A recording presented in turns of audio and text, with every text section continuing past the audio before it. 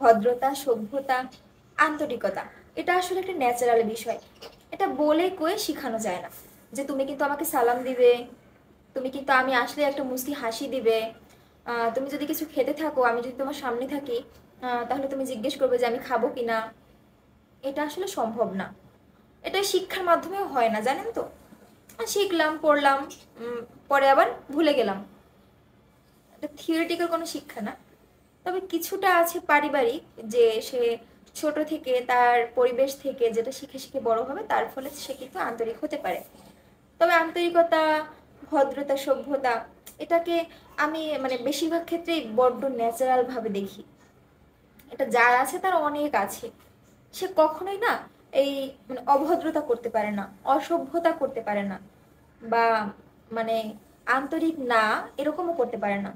দেখবেন একটা মানুষ যে এরকম, সে এরকমই। তাকে এমন একটা পরিবেশে নেওয়া হলো যেখানে তাকে খুবই মানে প্রতিবাদী হয়ে বাঁচতে হবে, তাও সে বড়দের মানে বিপরীতে কথা বলছে না।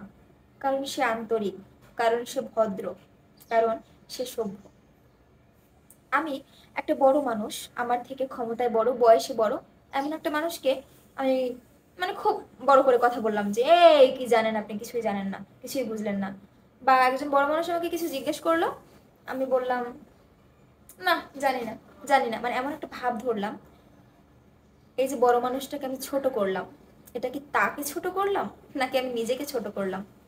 আসলে এই জ্ঞানটুকু যতদিনে না আমার মধ্যে হবে বা আপনার মধ্যে হবে, ততদিনে না আপনাকে কেউ শেখাতে পারবে না যে অ্যাকচুয়ালি আপনি কাকে বড় করলেন আর কাকে ছোট করলেন।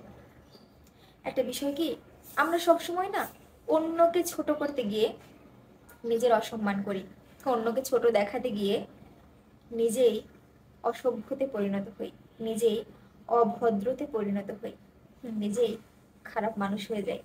আমাদের খেয়াল রাখা উচিত কোনটা আমার করা উচিত, কোনটা আমার করা উচিত না। শিক্ষার ফলে না মানুষ আরো আন্তরিক হবে, মানুষ ভদ্র হবে, মানুষ খারাপ হবে না, উগ্র হবে না।